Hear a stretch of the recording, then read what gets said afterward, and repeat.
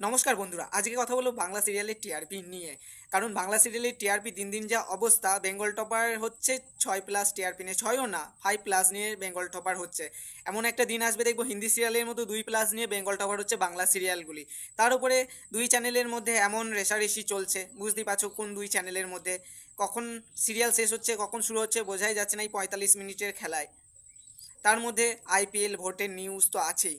এইসবের চক্করে কম্পিটিশনের জন্যে প্রধান দুই চ্যানেল মানে কি করবে বুঝে উঠতে পারছে না। তার উপর নতুন সিরিয়ালগুলো তো গল্প একবারে যাচ্ছে, তাই মানে একটা দেখার মতো না।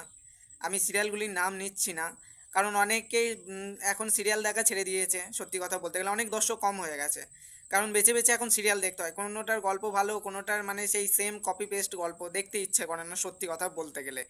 কারণ আমার মা বাবার বয়সী যারা আছে তারাই টিভিতে দেখে, আর আজকাল আমাদের মতো যারা আছি তারা তো অনলাইন অপশন বেছে নিয়েছি। কারণ টিভি দেখতে ইচ্ছেই করে না সত্যি কথা বলতে। তোমাদের কি মনে হয় এই কারণেই কি বাংলা সিরিয়ালের টিআরপি কম হচ্ছে? তোমাদের যেটা মনে হয় সেটা আমাকে কমেন্ট করে জানাও। আর সবাইকে অসংখ্য ধন্যবাদ আমার 3.5 লক্ষ পরিবার করার জন্যে। আর সবাইকে শুভ নববর্ষের প্রীতি ও শুভেচ্ছা। আশা করি সবাই ভালো থাকবে এবং সবার নতুন বছর ভালো কাটুক। আর যদি কোনো ভুল হয় আমাকে ক্ষমা করো, কারণ প্রথমবার ভিডিও বানাচ্ছি, জানি না কীরকম কী হয়। তো অবশ্যই আমার পাশে থেকো বন্ধুরা।